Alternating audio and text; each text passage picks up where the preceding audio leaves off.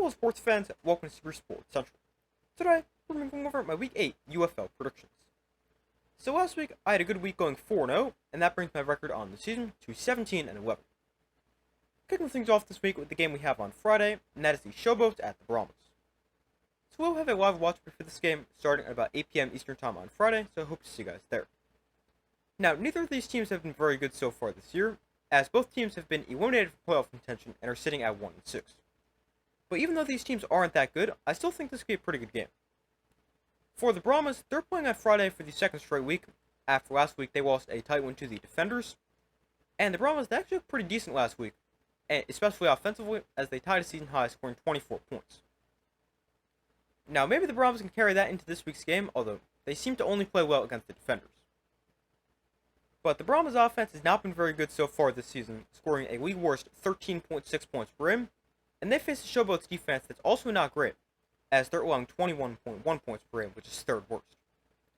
Although the Showboats, they actually have the best pass defense in the UFL, allowing 151 passing yards per game. So that could be a tough game for Kevin Hogan and the Brahmas passing offense. Then on the flip side, the Showboats offense also isn't great, as they're the second worst scoring offense in the UFL, putting up just 14.7 points per game. And the Showboats, they're actually making a quarterback switch for this week's game, and Troy Williams will be making the start, and it's going to be his second start of the season. Now, I don't really like this move, starting Troy Williams for the Showboats, because Troy Williams, he's decent, but Dresser Wynn, who was the starting quarterback for the past 3 games, he'd been playing pretty well, as in his 3 starts, he was averaging 212 passing yards per game to go with 3 touchdowns. And I don't really understand why the Showboats would want to go away from Dresser Wynn, when he looks like he'd been their best quarterback so far this season, plus he might be their quarterback in the future. But instead the Showboats, they're going with Troy Williams at quarterback, and it could be worse, I guess, but they just need to make sure they let him play the entire game, and not go back to their 2-quarterback system we saw earlier in the year, because there's no chance that's working. But the Showboats offense, they face a Brahmas defense that is awful, as they're allowing about 27 points per game, which is by far worse than the UFL. But this is a tough game to predict because neither team is very good, and despite both teams not being very good offensively, I think this is going to be a higher scoring game, but I want to take the Brahmas. I trust their offense a little bit more. I think quarterback Kevin Hogan can build on what he did last week. Even though he faces a good pass defense, he's an experienced quarterback, and I trust him more than I trust the Showboats. Plus, the Brahmas are at home, and I'll take the Brahmas by a score of 24-19. Moving to the couple games we have on Saturday, starting off with the Stallions at the Battlehawks. So I think this is going to be a great game, and this is a huge game for both teams when it comes to the playoff race. The Stallions are currently sitting atop the USFL conference with a 5-2 record, and they can clinch a playoff spot this week with a win or a Roughnecks loss. Then for the Battlehawks, they're also 5-2, they're second in the XFL conference, and they can also clinch a playoff spot this week, and that will happen with a win and a loss by the Renegades. The Stallions, they're going to be starting Jamar Smith at quarterback. Yes, Jamar Smith, the same guy who led them to the championship back in 2022. But Jamar Smith came in last week after Case Cookers got hurt, and Smith will now be getting his first start of the year for the Stallions, and it is going to be his first start since week 1 of the 2023 season. And Alex Magoo was supposed to return from injury for the Stallions this week, although he is still not 100%, although he should be back soon. But the Stallions offense, they've been decent this year, scoring 20.6 points per game, which is 5th in the UFL, which doesn't seem great, although that is pretty respectable considering all the injuries they've had at the quarterback position. But the Stallions offense, they're coming off a great game last week where they scored a season-high 33 points. And the Stallions offense, they match up against a Battlehawks defense that is great. They're the second best defense in the UFL, allowing just 16.3 points per game, and they have allowed just 1 touchdown in their last 2 games combined. Then on the flip side, the Battlehawks offense is 3rd in the UFL, scoring 21.4 points per game, although they haven't been great as of late, as in their last 2 games, they're averaging just 15.5 points per game. The Battlehawks, they've also leaned on the run game, and they actually have the best rushing offense in the UFL, with 136 rushing yards per game. But the Battlehawks offense, they face an elite Stallions defense, as the Stallions are best in the UFL, allowing just 15.3 points per game, and also have the best rush defense in the league, allowing just 79 rushing yards per game. But this is a game that can definitely go either way, and it's extremely hard to predict. The Battlehawks are at home, and I think their offense is slightly better. Plus, I would trust their offense a little bit more because they don't have a quarterback making his first start in 2 years. although we do know Jamar Smith is more than capable of leading the Stallions offense. Now, with Max Duggan at quarterback for the Battlehawks, they haven't really been great unless they've been able to run the ball effectively, and I just don't see that happening against an elite Stallions defense. Now, I definitely think Max Duggan can lead the Battlehawks to the win with what he can do as a passer, but we just haven't seen him throw the ball at a high level yet, and for that reason, I'm going to take the Stallions to get the win.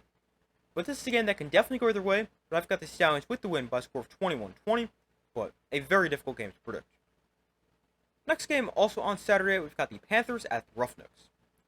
So this is a big game for the USFL playoff race, as the Panthers are 5-2 and will clinch a playoff spot with a win, and the Roughnecks are still alive in the playoff race, although their playoff hopes are looking a lot less likely after their loss last week. But the Panthers offense, they're best in the UFL, scoring about 26 points per game, and they also have the second best passing offense and rushing offense in the league. They now face the Roughnecks defense that's pretty solid, allowing just under 20 points per game. And the Roughnecks, they're decent against the pass, but they actually have the league's worst run defense, allowing 125 rushing yards per game. So I definitely think that could lead to a big game for Toa Taua, Bryce Perkins, and this Panthers rushing offense. Then offensively for the Roughnecks, they're okay, scoring about 17.4 points per game, which ranks 6th. And the Panthers, they're allowing 19.3 points per game, which ranks 4th.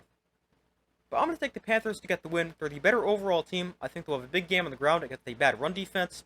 And I've got the Panthers with the win by a score of 24-18.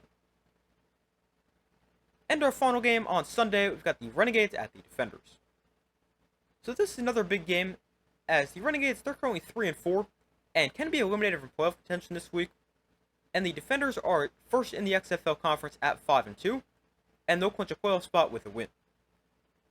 The Defenders' offense is great, as they're second in the UFL, scoring 23.3 points per game, and they have the league's top passing offense, averaging 245 passing yards per game. But they face a Renegades defense that is very good. Renegades are the third best scoring defense, allowing 16.7 points per game, and they're also third best against the pass, allowing 166 passing yards per game.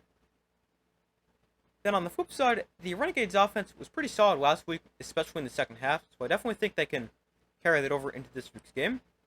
They're scoring 20.9 points per game on the season, and like the Defenders, the Renegades, they have a good passing offense, as the Renegades are throwing for about 193 yards per game, which ranks 3rd in the UFL.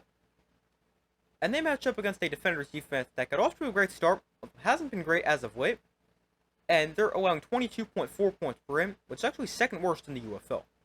Although the Defenders defense against the pass is very good, second best passing defense. Now, when these two teams met the first time, the Defenders came back from down 15 late in the first half and ended up winning 37-33. I don't think this game will be quite as high scoring, although I am expecting a higher scoring game. I think both offenses will have big games. I think this is going to be a pretty entertaining game because of that.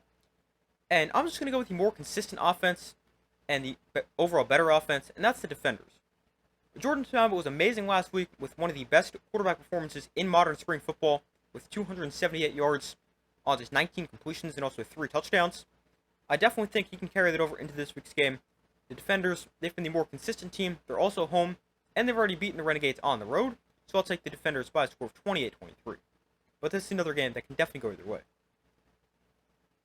But those are my Week 8 UFL predictions. Thank you guys for watching. Be sure to like this video, subscribe, turn notifications. I do my best to post as often as possible. Be sure to check out the community tab of my channel, where you guys can vote on who you think will win this week's games. But that's all for this video. I do my best to post as often as possible, and I will see you in the next video.